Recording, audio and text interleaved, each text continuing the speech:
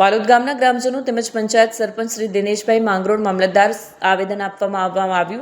પાલોદ ગામના મતદાર યાદીમાંથી નામ કમી થયા હોવાથી આવેદન આપવામાં આવ્યું છે. જૂના પાલોદ ગામના ગ્રામજનોના મતદાર યાદીમાંથી જાણી જોઈને ખોટી રીતે નામ કમી કરવા માટે ફોર્મ નંબર 7 ભરાયા છે. જૂના પાલોદ ગ્રામજનો જે ફોર્મ નંબર 7માં સામેલ યાદી અનુસાર ગ્રામજનોએ ફોર્મ નંબર 7માં નામ કમી કરવા અરજી નથી કરી અને આ સ્થળ છોડીને ક્યાંય ગયા નથી. તેમ છતાં નામ કમી કરવું એ કૃત્ય પાછળનો હેતુ બંધારણીય મતાધિકાર છીનવી લેવાનો છે, જે દંડનીય છે, અપરાધ છે.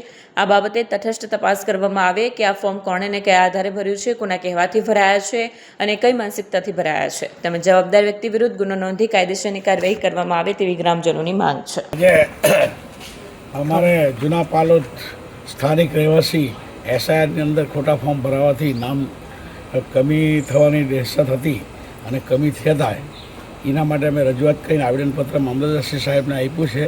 મામલતદારશ્રી સાહેબે ખાતરી આપી છે કે કોઈના નામ કટ થવાનું નથી અને દરેક માણસે જે બોગસ ફોર્મ હોય એ નીકળી જશે. તમે એની ચિંતા છોડો.